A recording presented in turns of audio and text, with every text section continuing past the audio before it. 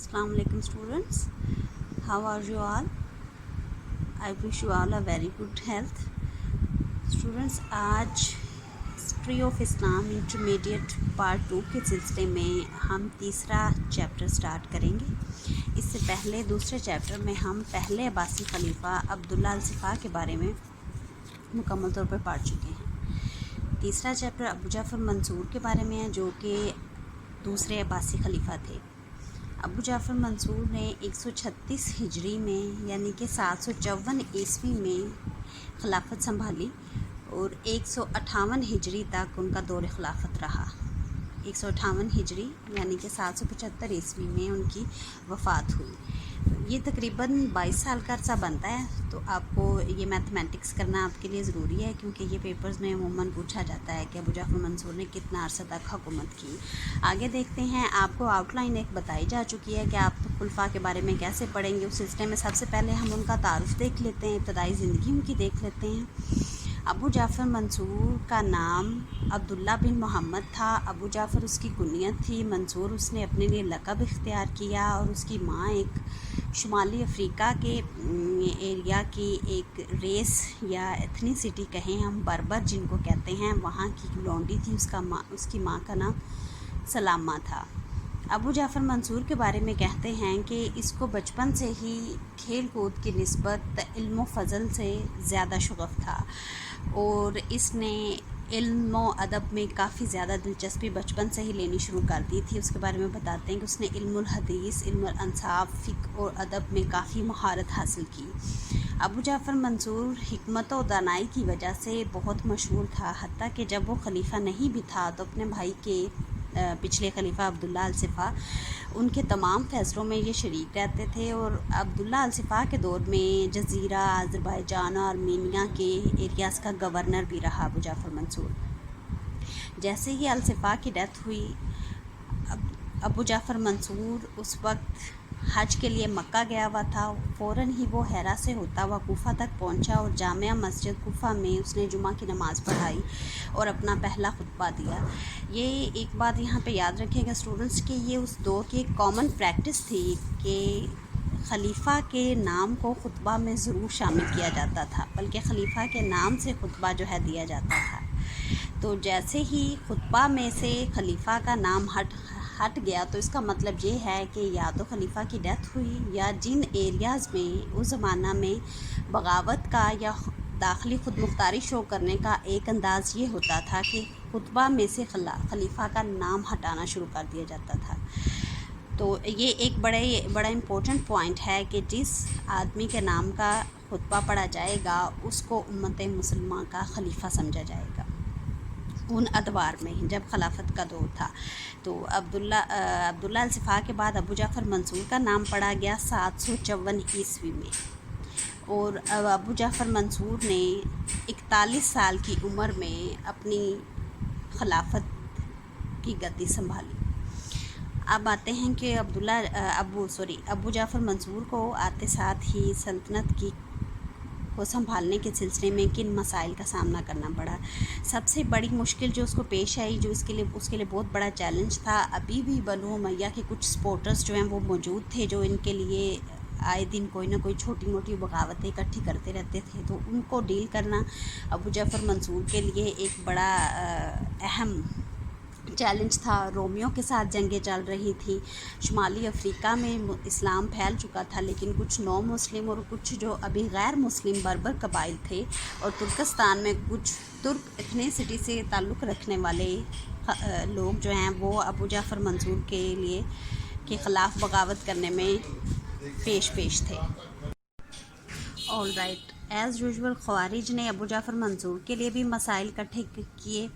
उसके ख़िलाफ़ जो है बगावतें करना शुरू कर दी। अबू जाफ़र मंसूर के लिए एक बहुत बड़ा मसला अहले बैत के साथ जो लोग अपनी एलिजेंसेस रखते थे, जो लोग अहले बैत के साथ हमदर्दियाँ रखते थे, उनकी बगावतों को ان کی بغاوتوں کا خاتمہ کرنا بھی ابو جعفر کے لیے ایک اہم مسئلہ تھا۔ عربوں کی آپس کی خانہ جنگی اور قبائلی تعصب، جس کی وجہ سے سلطنت اندرونی طور پہ کافی زیادہ مسائل کا اور خلفشار کا شکار ہو رہی تھی، ان قبائلی خانہ جنگی کو کنٹرول کرنا وہ بھی ایک اہم مسئلہ تھا۔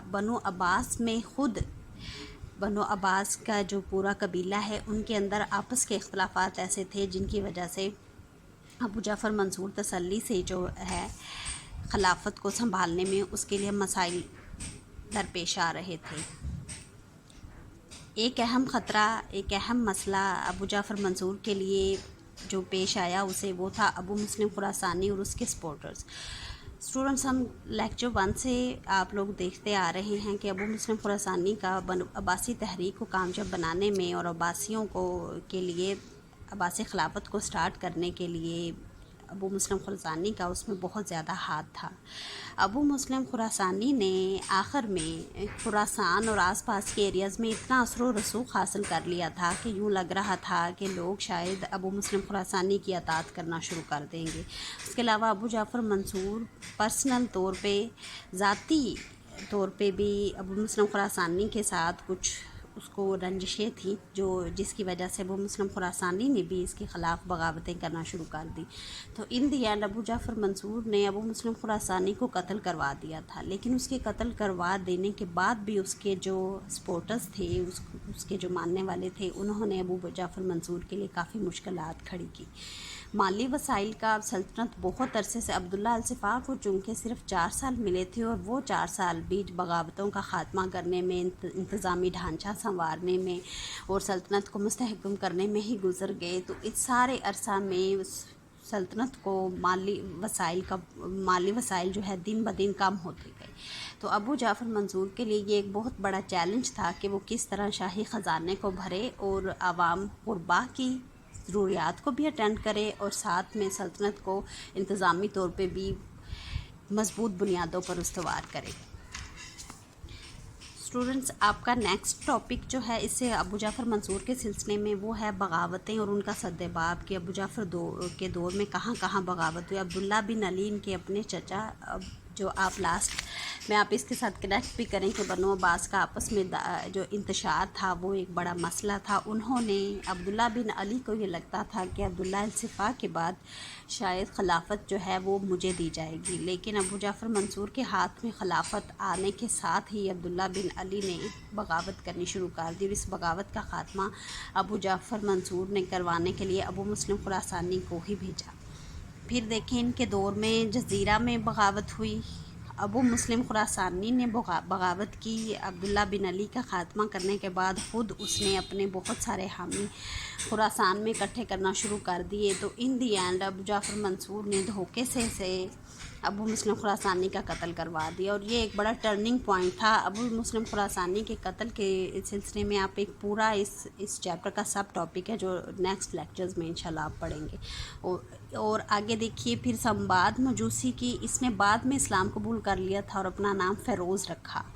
اس نے یہ ابو مسلم خراسانی کا بہت بڑا سپورٹر تھا۔ تو ابو مسلم خراسانی کے قتل کے بعد سمباد نے جو ہے بغاوت کی، جس کا خاتمہ کیا گیا۔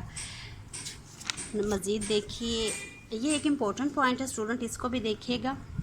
اکثر یہ چھوٹے نوٹ کی صورت میں پیپرز میں بھی آ جاتا ہے۔ فرقہ راوندیہ کی بغاوت۔ اس کو فرقہ راوندیہ اس لیے کہتے ہیں کیونکہ یہ عراق اور خراسان کے درمیان میں ایریا تھا جس کا نام راوندیہ تھا، وہاں یہ رہتے تھے، اور یہ توہم پرست لوگ تھے، اور ان کا عجیب سے عقائد تھے، جن میں سے کچھ کا ذکر یہاں میں آپ کو بتا دیتی ہوں۔ یہ حلول کی عقیدہ پر بھی ایمان رکھتے تھے۔ ان کا یہ کہنا تھا کہ خدا کی ذات نے منصور کی شکل میں انسانوں کو ایڈریس کرنا، انسانوں سے مخاطب کرنا شروع کر دیا ہے، اور جبرائیل نے منصور کے محافظ کے بارے میں بتا رہے ہیں، سالار حسن بن معاویہ، ان میں حلول کر رکھا ہے، اور یہ لوگ سمجھتے تھے کہ ابو جعفر منصور کا درشن کرنا ایک عبادت ہے اور اس کا محل ہے، وہ اس کو خدا کا محل کہنا شروع ہو گئے تھے۔ اور یہ پرانے اہل فارس میں جو عادت تھی کہ وہ شاہ پرست تھے اور شہنشاہوں کو بڑا روحانی اور مذہبی تقدس کے سلسلے میں بہت اونچا درجہ دیتے تھے۔ تو ابو جعفر منصور نے ان کا خاتمہ کروانے کے لیے سر توڑ کوششیں کی۔ ایک وقت ایسا بھی آیا کہ ابو جعفر منصور کے محل کے گرد ان لوگوں نے گھیرا ڈال لیا، لیکن معن بن زائدہ نام کے شخص نے ان فرقہ روندیہ کے ماننے والوں کا مکمل طور پہ خاتمہ کیا اور ابو جعفر منصور کو ان سے نجات دلوائی۔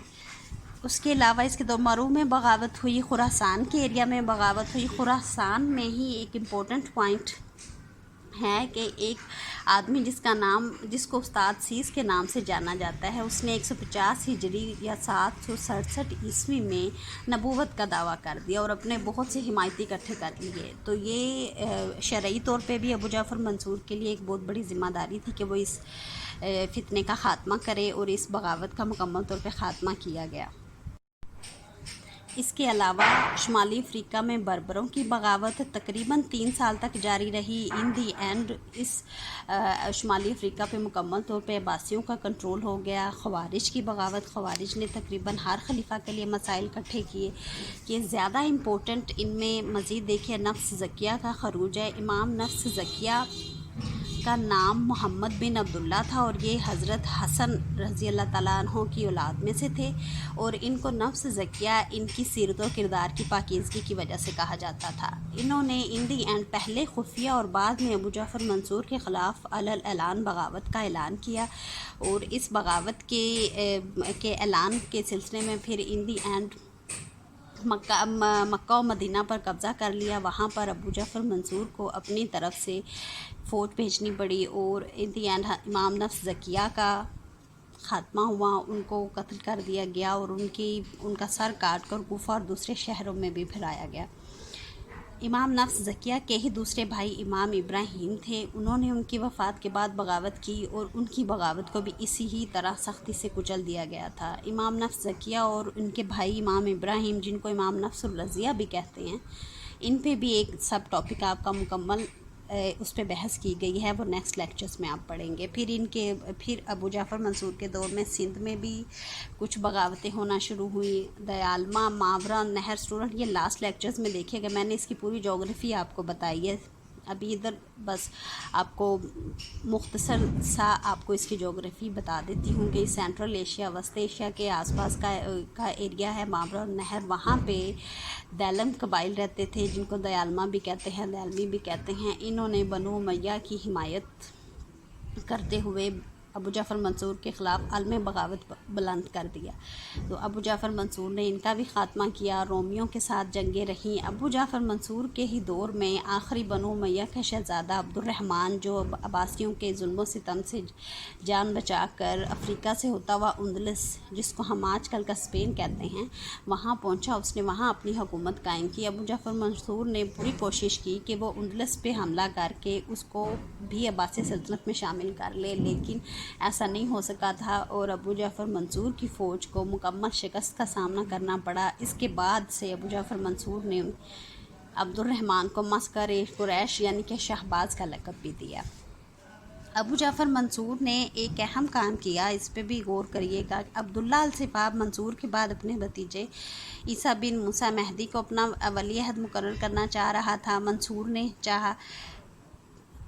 نے چاہا کہ وہ اپنے بیٹے کو اپنا خلیفہ مقرر کرے، اور اس سلسلے میں اس نے اپنے دوسرے بھتیجے کو ساز باز کر کے اس طرف لے کر آیا کہ وہ اپنے بیٹے کو اپنا جانشین مقرر کر سکے۔ اپنے جانشین مہدی کے نام وصیت کرنے کے بعد منصور 775 عیسوی 158 ہجری میں حج کے لیے روانہ ہوا۔ وہیں پہ وہ بیمار ہو گیا، اور 6 ذوالحج 158 ہجری جو کہ 2 اکتوبر 775 عیسوی بنتا ہے، اس میں 63 سال اور 6 ماہ کی عمر میں ابو جعفر منصور نے وفات پائی، اور اس کی خلافت کا دور جو ہے وہ ختم ہوتا ہے۔ منصور نے وصیت کی اپنے جانشین کو، اس میں یہ پہلی وصیت میں دیکھیے گا اس نے مکمل بتایا، حمد و ثنا کی ہے۔ اس کو اسٹوڈنٹس آپ خود اچھے سے دیکھ لیجئے گا۔ امپورٹنٹ ایک ان کی نصیحت کا پہلو یہ بھی تھا، دیکھیں وہ بتا رہے ہیں کہ حکمران تقوی کے بغیر درست نہیں ہیں، اور رعایا اطاعت کے بغیر درست نہیں ہیں۔ کوئی بھی ملک انصاف کے بغیر نہیں چل سکتا۔ حکومت کا قیام روپیہ سے ہے۔ انتظام سنبھالنے کے لیے باخبر رہو۔ اپنے سے کمزور لوگوں پر ظلم کمزور انسان کرتا ہے۔ اپنے آدمیوں پر کے کام پر بھروسہ ضرور کرو لیکن ان کے کام سے باخبر رہو۔ اس طرح کی کچھ ابو جعفر منصور کی وصیتیں ہیں جو جس میں کہ ہمارے لیے بہت زیادہ ہدایت ہے، اور آج کل کے بہت سے اب یہ کہہ لیں کہ پولیٹیشنز کے لیے بھی اس میں ہدایات موجود ہیں۔ ان کو میں نے امپورٹنٹ پوائنٹس آپ کو پڑھ دیے ہیں، باقی کوئی آپ نے ضرور ڈیٹیل دیکھ لینی ہے۔ اسٹوڈنٹ، آج کے لیکچر کا لاسٹ پارٹ جو ہے، لاسٹ سب ٹاپک جو ہم پڑھیں گے وہ ہے ابو جعفر منصور کی شخصیت و کردار۔ اس کا بھی تقریباً پیٹرن میں آپ کو ابو عبداللہ الصفا کی شخصیت و کردار کو پڑھتے ہوئے مکمل طور پہ بتا چکی ہوں۔ سب سے پہلے آپ شخصیت پہ جائیں گے۔ ظاہری طور پہ خلیفہ کیسا لگتا تھا؟ منصور خوبرو، دراز قد تھا، گندمی رنگ تھا، قذاب لگاتا تھا، اس کے بارے میں بتاتے ہیں۔ وہ سنجیدہ مزاج کا تھا، بہترین اخلاق کا مالک تھا، اور اس کی بہترین عادات و خصائل کی مورخین نے، بہت سے ہسٹورینز نے بھی تعریف کی ہیں۔ اس کی شخصیت کا سب سے اہم پہلو ہمت و شجاعت تھا، اور اگر آپ فرسٹ لیکچر سے دیکھیں اور عبداللہ الصفا کے دور کو بھی دیکھیں تو کوئی جنگ، کوئی بھی اہم مارکہ ایسا نہیں تھا جس میں ابو جعفر منصور جو ہے وہ پیش نہیں تھا۔ ابو مسلم خراسانی اور ابو جعفر منصور دونوں۔ پھر ابو جعفر منصور کی پروفیشنل لحاظ سے بطور خلیفہ اس کی سب سے اہم خصوصیت اس کے سیرت و کردار کی جو اس کو باقی عام لوگوں سے بلند کرتی ہے وہ ہے اس کی انتظامی صلاحیتیں۔ ابو جعفر منصور ہارڈ ورکنگ تھا، بڑا محنتی تھا، اور اس نے سلطنت کا انتظام سنبھالنے کے لیے پوری دلچسپی لی، ذاتی دلچسپی لی، اور اس نے انتظام کو بڑے اعلیٰ انداز میں سنبھالا، مکمل پیپر پلاننگ کی، اور پریکٹیکلی بھی پورا ساتھ دیتا تھا۔ خود بھی جاسوسوں کا پورا اس نے جال پھیلایا اور خود بھی باخبر رہتا تھا، اور خلیفہ کے درمیان اور جاسوسوں کے درمیان اور کمیونیکیشن کا ایک مکمل پیٹرن قائم کیا گیا، جس کی وجہ سے خلیفہ سلطنت کے انتظام سے پوری طرح سے باخبر رہتا تھا۔ تدبر اور دور اندیشی ہے، سوچ سمجھ کے فیصلہ کیا کرتا تھا، حاضر دماغی ہے، فوری طور پہ کوئی سچویشن آئی ہے جس کا حل عام انسان کو لگتا ہے کہ وہ فوری طور پہ نہیں تلاش کر سکے گا، لیکن ابو جعفر منصور کی یہ خوبی تھی کہ وہ سچویشن کو، حالات جو فی الحال اس کے سامنے چل رہے تھے ان کو بڑی حاضر دماغی، حاضر جوابی کے ساتھ اپنے حق میں کر لیا کرتا تھا۔ ایک بہت اہم امپورٹنٹ ابو جعفر منصور کے سیرت و کردار کا پہلو ہے، خاص طور پہ اس کے بطور خلیفہ پروفیشنل اس کی یہ اہم کوالٹی ہے کہ اس نے کفایت شعاری کے ساتھ پورا خزانہ جو ہے اس کو بھر دیا، کیونکہ ابو جعفر منصور سے پہلے عبداللہ الصفا کو ایک تو صرف 4 سال ملے تھے سلطنت کو سنبھالنے کے لیے، دوسرا بدامنی اور انتظامی ڈھانچہ مکمل طور پہ استوار نہ ہونے کی وجہ سے خزانہ تقریباً خالی تھا، تو ابو جعفر منصور نے تمام قسم کے شاہانہ خرچے ان کو ختم کیا اور زرعی لحاظ سے، صنعتی لحاظ سے انتظام کو بہتر کیا، اور کفایت شعاری کرتے ہوئے خزانے کو بھر دیا، جس کی جہاں ضرورت تھی صرف وہاں خرچہ کیا، جس کی وجہ سے آنے والے خلفاء کے لیے بھی خزانہ استعمال کرنا آسان رہا اور انتظام کو سنبھالنا آسان رہا۔ وہ سادہ طبیعت کا مالک تھا، متقی شخص کہلاتا تھا، اس کی شخصیت میں سخت گیری تھی، سخت مزاج کو کہا جاتا ہے، عدل و انصاف کے سلسلے میں سخت تھا، اس نے عدل و انصاف کی مکمل توجہ دی، جہاں پہ معاف کرنا بنتا تھا اپنے دشمنوں کو یا ساتھیوں کی بھی غلطیوں کو اس نے معاف کیا۔ علم و ادب سے اس کو بڑی دلچسپی تھی، اور خطابت کا فن یعنی کہ خطبہ دینا یا تقاریر کرنا اور لوگوں کو تک اپنی بات کو مکمل انداز میں پہنچانا، اس میں بھی ابو جعفر منصور کمال مہارت رکھتا تھا۔ ایک اور اہم پوائنٹ ابو جعفر منصور کے بارے میں ہسٹورینز نے، مورخین نے بار بار ذکر کیا ہے، ابو جعفر منصور کی شخصیت خاص طور پہ بطور خلیفہ کچھ ایسی تھی کہ آپ اس کو نہ تو مکمل طور پہ نیکی کا مجموعہ کہہ سکتے ہیں اور نہ ہی آپ اس کو مکمل طور پہ بدی کا مجموعہ کہہ سکتے ہیں، یعنی کہ اس میں سیاہ و سفید، نیکی اور بدی دونوں موجود تھی۔ اس کی ایک ایگزامپل ہے کہ اس نے ابو مسلم خراسانی کو قتل کروا دیا، حالانکہ اس کے عباسی خلافت کو سنبھالنے میں اور عباسی خلافت کو کامیاب کرنے میں، تحریک کو کامیاب کرنے میں اس کا بڑا ہاتھ تھا، لیکن ابو جعفر منصور کے ذہن میں اگر اتر کے دیکھیں تو اسے لگ رہا تھا کہ جتنا اثر و رسوخ ابو مسلم خراسانی نے اکٹھا کر لیا ہے اور جس طرح سے الگ سے ہی اس نے اپنا ایک الگ سے ہی تقریباً دربار لگانا شروع کر دیا ہے، تو اسے یہ لگا کہ اگر میں نے اس کو ابھی راستے سے نہ ہٹایا تو ہو سکتا ہے کل کو ابو مسلم خراسانی خلافت کا دعویٰ کر دے اور اہل عباس سے خلافت چھین لی جائے۔ تو یہ اس کا ایک پریکٹیکل فیصلہ تھا۔ یہ نہیں کہا جا رہا کہ قتل کو کسی طرح سے بھی آپ جسٹیفائی نہیں کر سکتے، لیکن صرف اس کی شخصیت کی، اس کے پہلو کو سمجھانے کے لیے آپ لوگوں کو بتایا جا رہا ہے کہ اس میں اچھائی اور برائی دونوں چیزیں موجود تھیں۔ تو اسٹوڈنٹ، یہ آپ کا آج کا لیکچر ہے، اس کو آپ غور سے دیکھیے گا، اور میں آپ کو ایک چھوٹا سا ہوم ٹاسک دینا چاہوں گی۔ آپ کا ہوم ٹاسک ہے، آپ نے بغاوتوں کے سلسلے میں ایک دو جو تھوڑی کم جن پہ میں نے بحث کی ہے، مرون بغاوت ہے، خراسان اور فرقہ راوندیہ، جمہور بن مرار کی بغاوت، اس پہ ایک نوٹ تحریر کریے گا۔ تب تک کے لیے اللہ حافظ۔